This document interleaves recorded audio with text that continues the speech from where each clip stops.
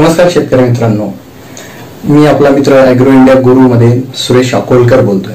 तर मित्रांनो, आपल्या या ठिकाणी बऱ्याच ठिकाणी खूप चांगला पाऊस झालाय, काही ठिकाणी अजूनही शेतकरी पावसाच्या प्रतीक्षेत आहेत।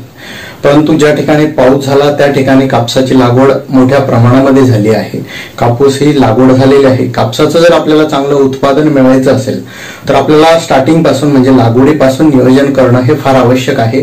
त्यासाठी आपण वेळोवेळी आपल्यासाठी वेगवेगळे व्हिडिओ देत आलेलो आहोत, ते आपण बघत आलेला आहात। त्यामध्ये खताचा डोस असेल, लागवड कशी करायची, किती अंतरावर करायची, तुमची जमीन कशी असेल तर काय करायचं।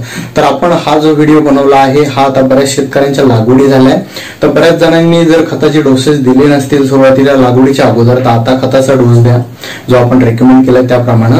आणि सगळ्यात महत्त्वाचं, जर तुमचं कपासी हे पीक जर उतरून आला असेल, कमीत कमी एक 5-6-8 दिवस झाले असेल, 2 ते 3 पानावर पीक असेल तर पहिली फवारणी करणं हे आपल्यासाठी अतिशय आवश्यक आहे। तर ती फवारणी कोणती करावी, कारण जास्त खर्च न करता आपल्याला कमी खर्चामध्ये आपलं उत्पादन कसं वाढवता येईल यावर आपला भर असतो मित्रांनो। त्यामुळे नेमकी आता फवारणी कोणती करायची, त्यासाठी जास्त खर्च नाही करायचा, फक्त योग्य फवारणी योग्य प्रमाण घेऊन आपल्याला ती फवारणी करायची कमीत कमी खर्चामध्ये। आपल्याला 2 ते 3 पंप हे एकरी लागतात, यापेक्षा जास्त लागणार नाही, कारण सुरुवातीला कपाशीचं पीक हे लहान असतं, एक 2 ते 3 पानावर आहे। परंतु फवारणी ही फार आवश्यक असते, कारण लागवड केल्यानंतर जमिनीमध्ये जे सुप्त अवस्थेत गेलेली बुरशी असेल किंवा सुप्त अवस्थेत गेलेली जी कीटक आहे ती पीक उतरल्यानंतर पिकावर अटॅक करते। त्यासाठी आपल्याला पहिली फवारणी ही लवकर घेणं आवश्यक असतं। पण ती कोणती घ्यायची ही सुद्धा कधी कधी जी आपल्याला गरज नाहीये ती पण आपण मोठ्या प्रमाणात जास्त खर्च करून घेतो। त्यापेक्षा कमी खर्चामध्ये चांगली फवारणी आपल्याला कोणती घ्यायची ती आपण ह्या व्हिडिओमध्ये बघणार आहोत। तर आपल्याला जी फवारणी घ्यायची आहे ती पीक हे 2 ते 3 पानावर असल्यानंतरच घ्यायची आहे, कारण पुढे जसं आपण दिवस लांबू तसं आपलं नुकसान व्हायला सुरुवात होत असते। त्यामुळे आपल्याला पहिल्या 8 ते 10 दिवसामध्ये फवारणी घेणं गरजेची आहे।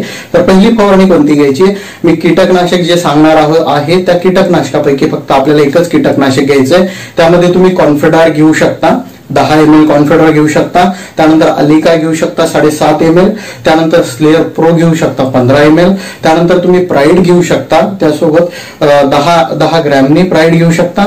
ऍक्ट्रा सुद्धा तुम्ही 10 ग्रॅमनी घेऊ शकता। आपण जे सांगितलं तुम्हाला त्यामध्ये कॉन्फिडर, अलिका, त्यानंतर तुमचं स्लेअर प्रो, प्राईड आणि ऍक्ट्रा यापैकी कुठलंही एक कीटकनाशक तुम्हाला निवडायचे, त्या प्रमाणामध्ये आपल्याला घ्यायचंय। त्या प्रमाणात जर तुम्ही ते कीटकनाशक घेतलं तर फक्त एकच घ्यायचं यापैकी, जे 5 तुम्हाला सांगितले 5ची घेण्याची गरज नाहीये, फक्त एकच कीटकनाशक घ्यायचं। आपण पहिली फवारणी करत आहोत, जास्त हेवी डोस आपल्याला घ्यायचा नाहीये, यापैकी त्या प्रमाणात घ्या। आणि त्यासोबत 19 जे आपण वॉटर सोल्युबल जमिनीद्वारे देतो तो फवारणीद्वारे पाण्याद्वारे देतो ते फवारणीद्वारे सुद्धा घेणं आवश्यक आहे। सुरुवातीच्या काळामध्ये जर तुमच्या पिकाची वाढ चांगली पाहिजे, पीक सशक्त जर पाहिजे तर तुम्हाला फवारणी घेणं हे फार आवश्यक असतं। त्यामध्ये 19 हे 5 ग्रॅम प्रति लिटर म्हणजे 70 ते 80 ग्रॅम आपल्याला 15 लिटर साठी या ठिकाणी वापरायचं। आपण जे प्रमाण सांगतोय हे 15 लिटर साठी सांगतोय। आणि यासोबत स्टिकर कंपल्सरी घ्या।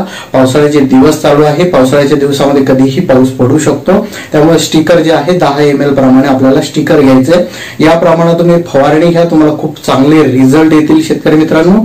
आणि ही फवारणी घेऊन तुमचं पीक हे सशक्त वाढ होईल। तर दुसरी फवारणी कोणती करायची, कधी करायची त्यावरही आपण लवकर व्हिडिओ देऊ। आणि जो खताचा डोस आहे तुम्ही जर दिला नसेल तर आपला व्हिडिओ नक्की बघा, आपण तो व्हिडिओ टाकलेला आहे तो बघा, किंवा आपण येणाऱ्या काळामध्ये लवकरच परत एकदा तुम्हाला एक व्हिडिओ देऊ की दुसरी फवारणी कोणती करायची आणि त्यानंतर खताचा डोस हा कोणता द्यायचा। तर धन्यवाद। आणि जे आपल्या चॅनलवरती नवीन असतील त्यांनी सबस्क्राईब नक्की करा आणि आपल्या जास्तीत जास्त मित्राला आपल्या या ग्रुप पर्यंत जॉईन करा मित्रांनो। धन्यवाद आपल्या सगळ्यांचे।